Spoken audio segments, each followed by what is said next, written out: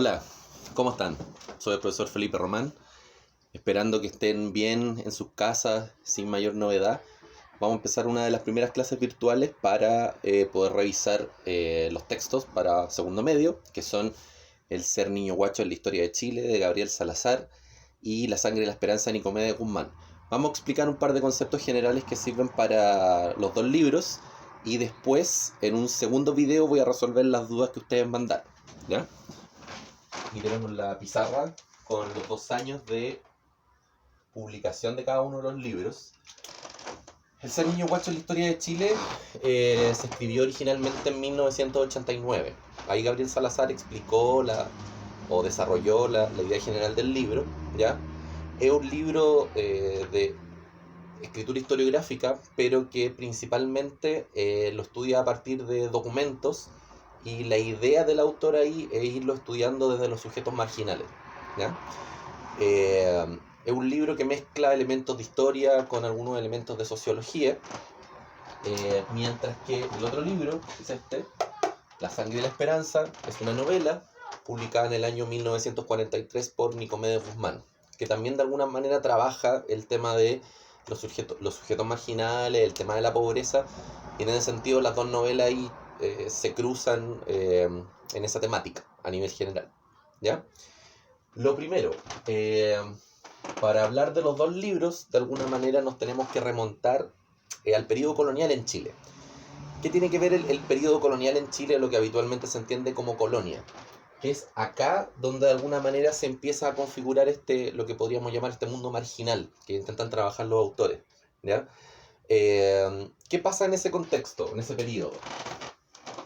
Lo que uno entiende como colonia, que sería desde 1598 hasta 1810. En el periodo colonial o en la colonia se desarrollan ciertas formas de trabajo, y eso tiene que ver con cómo la gente vivía en esa época. En el periodo colonial no existe un trabajo establecido, porque derivado de todo lo que tiene que ver con el dominio español, ellos tenían una forma económica de explotar los recursos naturales que era derivada del capitalismo. ¿Qué hacían los españoles? Se llevaban el oro, se llevaban la plata de América, y desde ahí entonces ellos construían su desarrollo económico. Esa forma de trabajo se llamaba mercantilismo, ¿ya? Y lo que buscaba básicamente era acumular metales preciosos a nivel general, ¿ya? Por lo tanto, el trabajo que existía no era un trabajo formal. Ese trabajo formal, ¿a qué me refiero con formal? Que no era que la persona trabajaba y le pagaban un sueldo por eso, sino que se daban ciertas formas de trabajo a partir de las cuales las personas sobrevivían. Y una de esas formas de trabajo era la encomienda, ¿ya? Entonces, vamos a colocar acá formas de trabajo.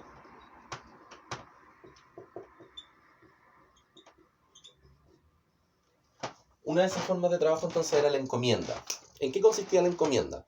Básicamente que a los conquistadores españoles, que en algún momento les tenían una recompensa por lo que habían hecho, y que esto se lo otorgaba en primera instancia el rey de España, los virreyes y los gobernadores acá en Latinoamérica. Lo que hacían es entregarle un premio al conquistador español por los servicios prestados. O sea, por sus servicios prestados en el ámbito de la conquista le otorgaban un premio.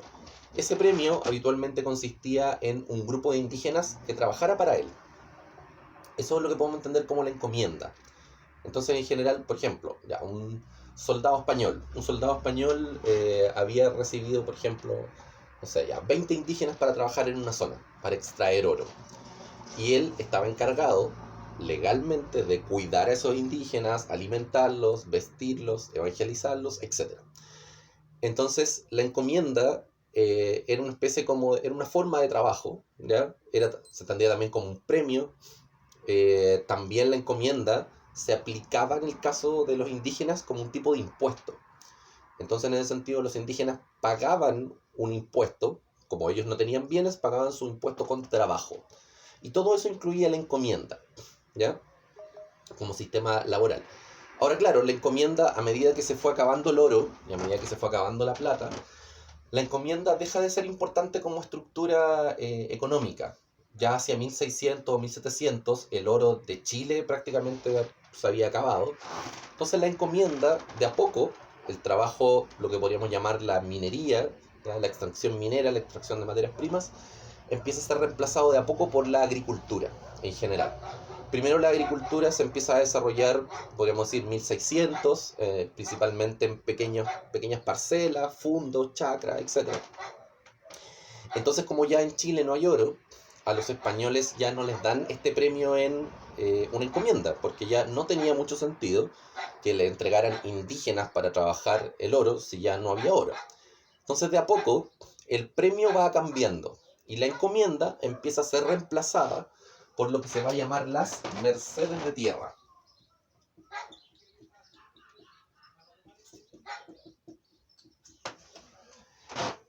Y las mercedes de tierra incluyen una entrega de tierra, de terrenos para los españoles, y a partir de las mercedes de tierra entonces va a empezar a aparecer una de las instituciones más importantes y que aparece en el libro Ser Niño Guacho de la Historia de Chile, que son las haciendas, ¿ya? La hacienda es la principal estructura económica colonial dentro de ese contexto, y entonces desde la hacienda se va a empezar a trabajar todo lo que tiene que ver con la parte económica, ¿ya? Ya, entonces tenemos esas dos formas de trabajo, la encomienda y las mercedes de tierras, y desde las mercedes de tierras se van a empezar entonces a configurar las haciendas. Vamos a borrar acá.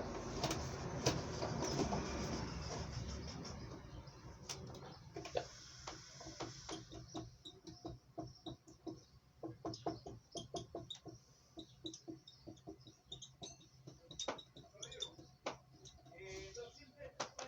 Ya.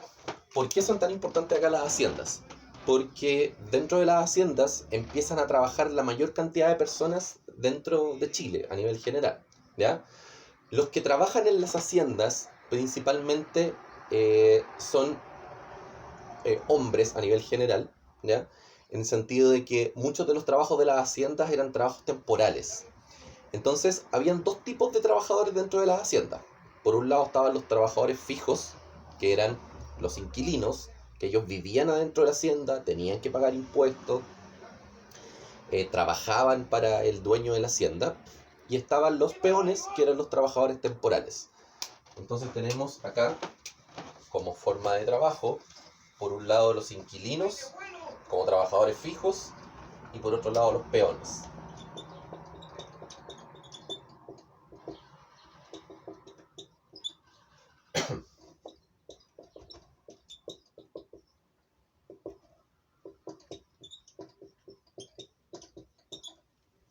Ya. Los inquilinos son entonces trabajadores fijos y los peones son trabajadores temporales. Los inquilinos viven en la hacienda, los peones no.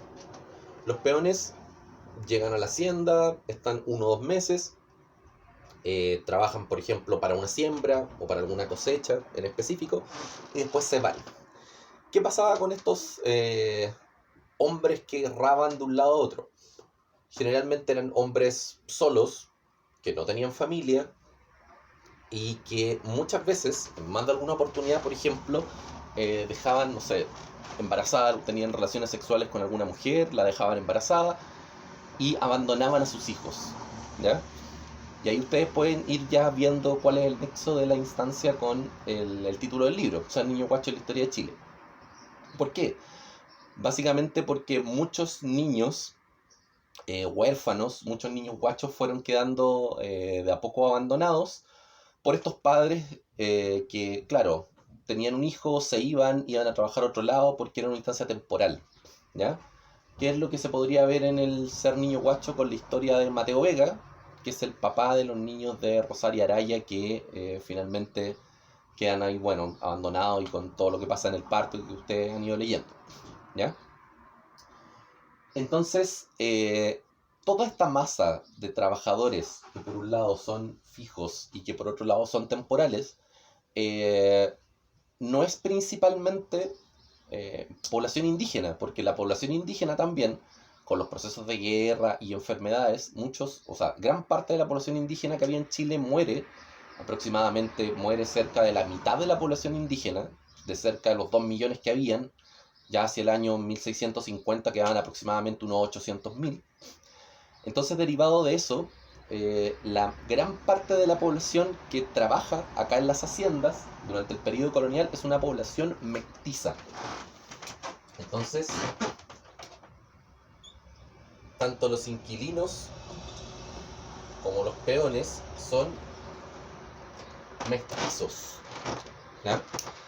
Y al ser mestizos, son de una cruza de, obviamente, biológica de español, generalmente hombres españoles, con originalmente mujeres indígenas, ¿ya? Y todo lo que se va dando entonces en este contexto es una lógica de hijos no reconocidos a nivel general. ¿Por qué? ¿Por qué los españoles no reconocían a sus hijos habitualmente? Porque ellos, por ley, tenían prohibido tener relaciones sexuales y por ende tener hijos con mujeres indígenas o con mujeres mestizas. Entonces, claro, muchos de ellos eventualmente tenían hijos, no los reconocían y a partir de eso entonces muchas veces tenían, no sé, algún hijo con alguna de sus empleadas, por ejemplo, no sé, con la mujer indígena que trabajaba en la cocina para ellos originalmente, y a partir de eso empiezan a ser población mestiza. Y los españoles no podían reconocer esos hijos, por lo tanto esos hijos empiezan a quedar como población mestiza. Y como población mestiza, en general huérfana o parcialmente huérfana, porque los papás no los reconocían, ¿ya? Si sumamos el abandono de los padres españoles a el abandono de estos peones, es un sistema relacional familiar que se va reproduciendo a través del tiempo, ¿ya? Entonces, gran parte de los niños, algunos niños eran abandonados, no eran reconocidos, muchos niños terminaban, por ejemplo, en algunos orfanatos, había muchos orfanatos en lo que hoy día sería el centro de Santiago.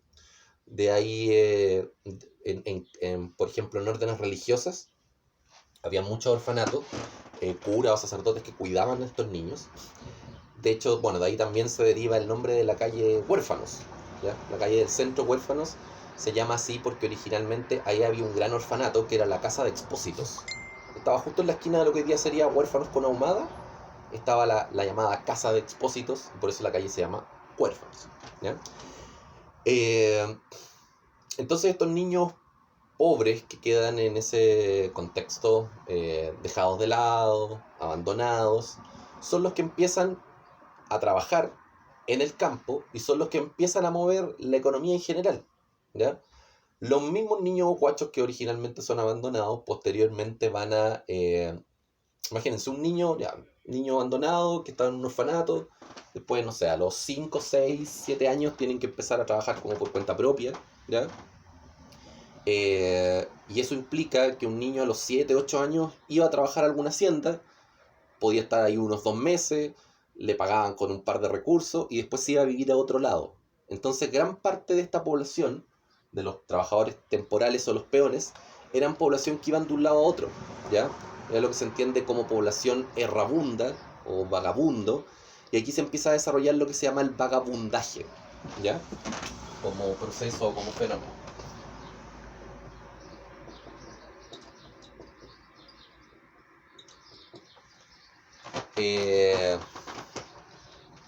Y la población vagabunda en general iba de un lado a otro, iba buscando opciones de trabajo. Aquí no hay trabajo formal, aquí a la gente no le pagan un sueldo por la labor o el trabajo que hace. Entonces aquí cada persona se la arregla como puede, ¿ya? Entonces dentro de este vagabundaje que anotábamos acá, muchas familias, la gente joven, no sé, niños o ya hombres de, no sé, 14, 15 años, muchas veces incluso, que eran hijos de inquilinos, que eran los trabajadores fijos, muchas de estas personas se iban a buscar suerte a otros lados.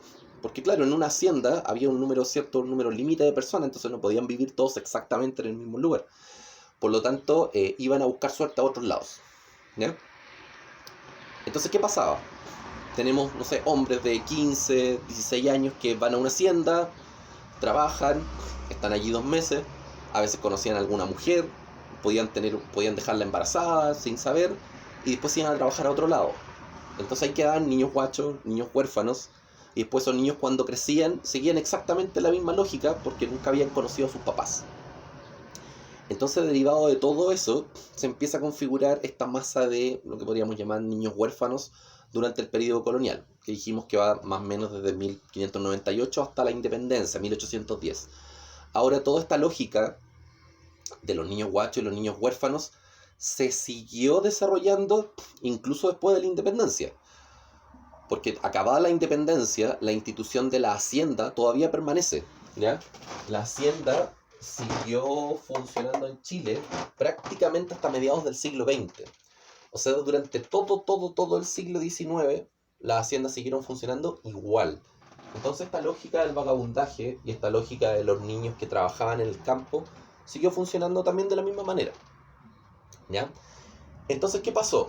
Llegamos a un punto en que este vagabundaje nos va a llevar a lo siguiente.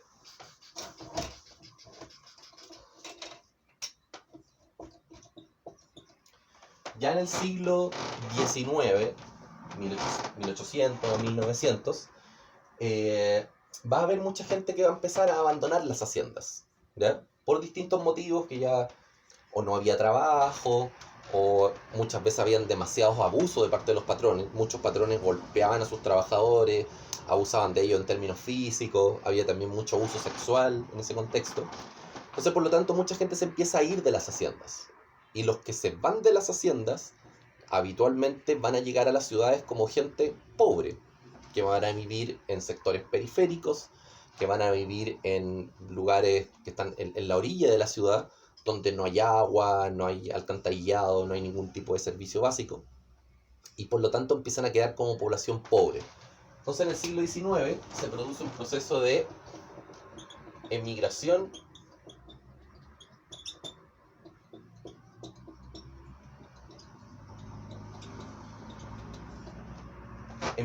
campo-ciudad. Y desde el campo entonces la gente se va a trabajar a las ciudades y, como les digo acá, empieza a quedar como población pobre.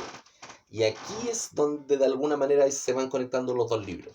Porque si bien el ser niño guacho de la historia de Chile, si ustedes ven la fecha en la que parte, ¿ya? Cuando parte con el llanto de Rosario Araya, hace una referencia ahí que es como 1850 aproximadamente. Entonces, claro, es la historia de una señora pobre que vive en una hacienda, que tiene, no sé, como cuatrillizos, que empieza a tener problemas en el parto, ¿cierto? Ya, de ahí de alguna manera parte el libro con la idea de la pobreza, el abandono, los niños guachos. Y después, a medida que va avanzando el libro, se explica cómo los niños de alguna manera se iban yendo desde el campo hacia la ciudad, formaban comunidades con varios niños, iban a trabajar a un lado, iban a trabajar a otro, llegan a las ciudades, y en las ciudades, en general, van a ser población excluida. Entonces van a vivir en lugares pobres, van a vivir en la ciudad, en lugares que se llaman conventillos, ¿ya? Y ahí es donde se empieza a desarrollar el libro La Sangre y la Esperanza. La familia que vive, la familia protagonista de La Sangre y la Esperanza es una familia que vive en un conventillo, ¿ya? Entonces, derivado de eso, es una familia que, claro, el papá trabaja, que trabaja en ferrocarriles, pero una familia que vive en situación de pobreza. En general, por ejemplo, los baños que existen son muy precarios, ¿ya? El papá también participa de un sindicato, de un movimiento obrero, y todo este descontento que se va generando y que se va mostrando en La Sangre y la Esperanza tiene relación también con las condiciones de la gente pobre, ¿ya? Entonces, de alguna manera, los dos libros tratan de reflejar o retratar las instancias ligadas a la pobreza, ¿ya? Y el origen de todo esto en Chile. O sea, vamos pasando del campo a la ciudad, y la gente que llega del campo a la ciudad es población pobre. ¿Y dónde van quedando los pobres? En la periferia, en la orilla de las ciudades. Ya, supongamos que esto es Santiago. ¿Y dónde empieza a llegar la población pobre? Empieza a llegar por acá. Y Santiago empieza a crecer de forma irregular, empieza a crecer de forma desordenada, y los más pobres van quedando en la periferia. ¿Cuál es la periferia? Y lo que se describe también en el libro La Sangre y la Esperanza. Por ejemplo, los barrios que están más al norte del río Mapocho, lo que hoy día sería Recoleta, Independencia, hacia el sur de Santiago, el barrio Franklin, que hoy día por ahí está el Persa Biobío y otros lugares, hacia la zona, podríamos llamarlo, bueno, hacia acá, hacia la zona oriente de Santiago, estaría el límite, era Vicuña Maquena, y hacia la zona poniente el límite más o menos era Estación Central. Entonces todo lo que está fuera de ese sector era población pobre. Y población pobre que vivía básicamente en malas condiciones y que venía desde el campo. ¿Ya? Entonces ahí está como el nexo, el gancho entre los dos libros. De alguna manera el Ser Niño Guacho analiza de alguna forma parte de estas condiciones coloniales y cómo llegamos con eso al siglo XIX. Y La Sangre y la Esperanza, desde una historia de una familia pobre del siglo XX, hace ahí el desarrollo de una historia para explicar cómo vivía la gente pobre a principios del siglo XX. ¿Ya? Esto es como la temática general de los dos libros y las herramientas que ustedes necesitan para irlos trabajando y abordando. ¿Ya? Y en el siguiente video voy a ir resolviendo las dudas que ustedes me mandaron y a partir de eso entonces vamos a hacer una segunda pasada. ¿Ya? Eso, que estén muy bien. Si tienen más preguntas, mándenlas. Que estén muy bien en su casa, cuídense mucho, lávense las manos, disfruten en familia y descansen lo que puedan. Que estén muy bien. Un abrazo, nos vemos.